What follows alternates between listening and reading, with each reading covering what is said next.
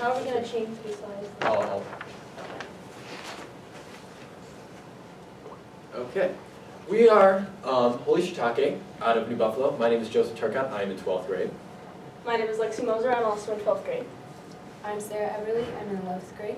Alex Schmoke, 12th grade. Elizabeth Schmoke, 9th grade, and I'm an alt filling in for a member who was not able to make it. Oh, sorry. So first, I want to talk about the problem. Most of us here, except for Elizabeth, are seasoned members of the Envirothon Club. Now, we've all participated in other projects, such as reduction of pollution in the St. Joe River and informing about invasive species. So this year, instead of focusing on trying to take something out of the environment, we wanted to put something positive in. So we talked with our local community members, talked about what they wanted, what were some demands, and their knowledge base about in the basic environmental facts. And we found that there was a surprisingly large gap in knowledge in sustainable agriculture. So that's especially concerning because our area of the Midwest is the fruit belt, and we rely a lot on sustainable agriculture for our economy. And again, we have a lack of knowledge, and we have a lack of interest in these agricultural practices, which are vital to our way of life in the Midwest. And again, we have space, but we don't have the proper tools and knowledge to fully utilize it and use it as best we can.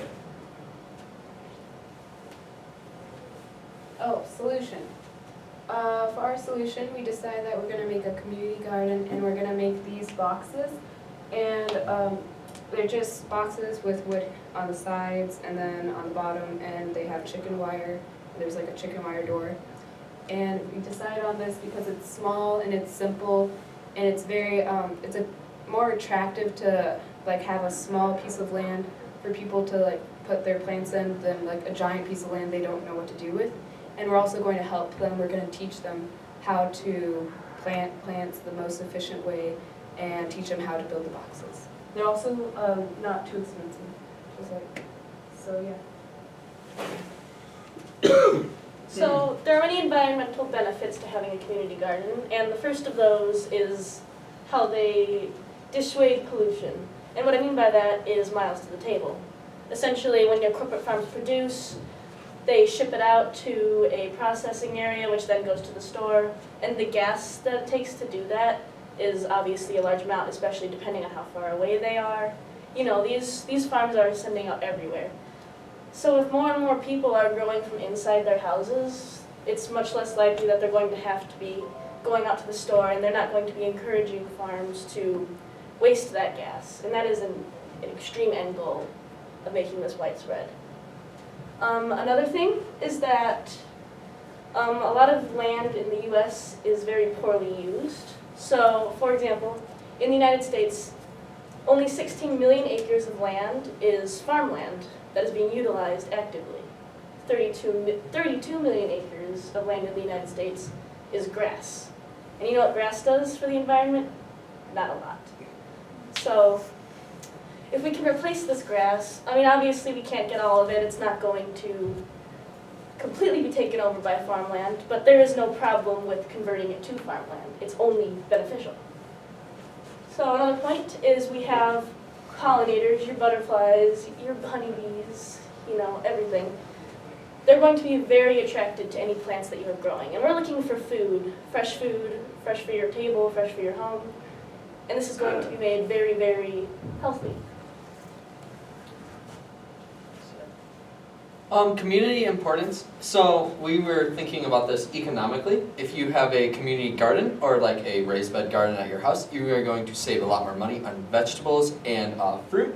Because like, for example, we have a local store at Barney's, and if you went to go there to buy fresh fruit and vegetables, you would end up paying a lot more than you would like going to like a supermarket like Walmart, not supermarket, like big commercial store like Walmart. And like stuff at Walmart, it's tend to be from more big corporate farms, which is not good for the environment. And there is also a high demand for, in our community at least, there is a high demand for like a community garden or like to learn about community or common agricultural practices, because there is a ranch near us where tourists end up paying money to live that farm life, where they basically are paying to work on a farm for like a week or two. Having a community garden is also a focal point for for new connections to be made. And if we had a community garden, new connections could be made and ideas would be able to spread better. So the progress that we've made is we're trying to work with the high school to find a location to put this community garden, because we could always use it for classes and teach kids about how they can have a sustainable garden in their backyard, and then they can pass that knowledge down to their children and to the future generations, because it's better for our environment and our school, because you're not relying on the corporate farms.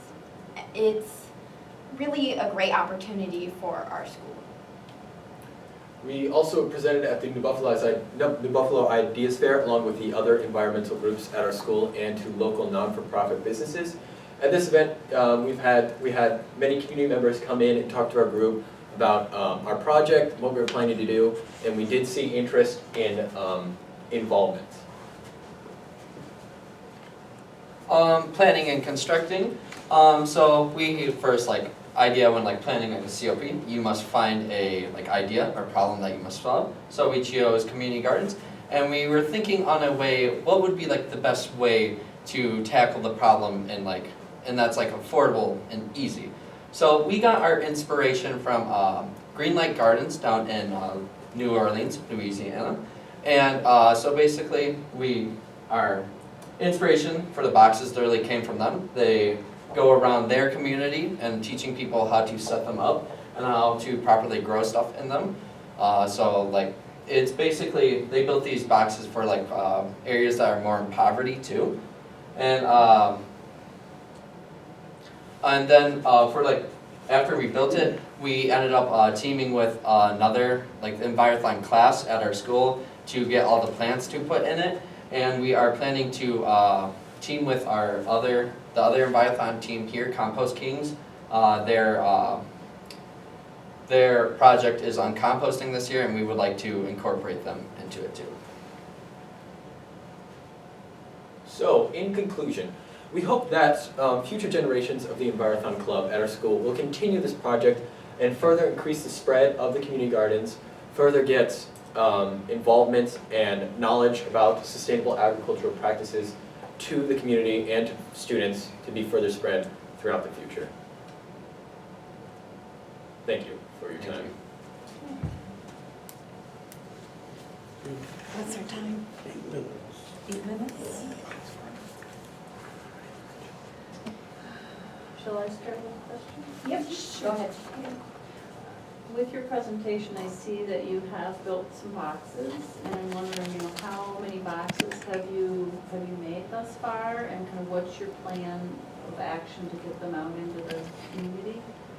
I got it. So we've made one so far as sort of a prototype to make sure that it works, and our design does work, and it's very efficient and cheap. So the first thing we wanted to do was get it okay with the school that we can use because we have a lot of unused land at our school. So we figured, why don't we have it there, get the first central hub of the gardens, and then we could have people come in or students learn about it, and they could take it to their homes, to their families, and learn about the process and further spread the idea of creation. So you then see that at this time that you're going to use the school land to do this? Yes. You're not going to have them take them home and put them in their own yards, they'll be at the No. school? If they truly wanted to, we would for sure tell them how to do it, show them how to do it, because we would love to have that kind of interest. Exactly. And if we see it, we will take advantage of it. And if they wanted to, we could even help them build it. Yeah, Build exactly. it for them, and they could just take it home. Okay. If you have a bigger truck, you can just throw it in the back of there. It's And very- you can always vary on the size too, because we only did a 4x4, and that was still pretty big. You could do 3x3. Right. Have you talked to the administration already about Yes. putting them in? Yes, we're still waiting to hear back from them.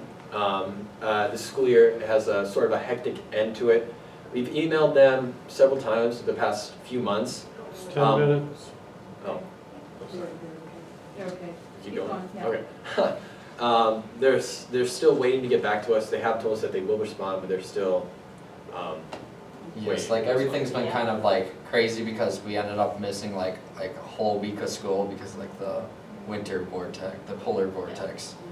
So we're It's still trying to get everything back Probably going together. to come down to where we put it, because there's several unused spaces in the school, Yeah, but the school is going to be worried about aesthetics and that kind of thing, so we just have to find the best place for it. So. Yeah, there's plenty of school. How about best management? You guys talked a little bit about that in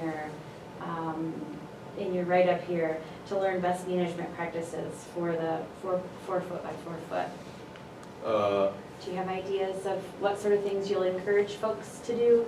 Yeah, we could, We're gonna encourage them to plant, like vegetables and organic foods and not invasive. and- yeah, Yeah. local species. We want to teach them like what's safe to grow, what you want to, because it's very common that someone will find something that looks pretty and they'll want one of their own. Like we have these trees growing around, and I don't know what they're called, but they're invasive because people think, oh, that's a pretty purple tree, and they plant it, and then suddenly it's a problem. Yeah. So we want to discourage that. And even if we're not there to teach them at every given time, if there's someone else just working there with them, stuff spreads through the grapevine, it'll make its way around. And Yeah. one of the only reasons we chose to do a 4x4 garden is because like when most people go to start a garden, they go really big. And like when you go really big, it's kind of hard to manage. And if you just have like a 4x4 square, you can like, you have everything in a more controlled environment, and it's like raised bed, so it's like more controlled that way. And it teaches you like how to be more efficient with a small amount of space instead of like using like this giant like space is like as big as this room.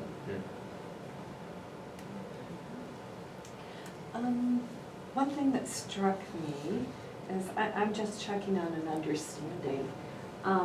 Grasslands are not productive or No. environmentally friendly? or I mean, not? I should say, so sorry, I should say lawn grass.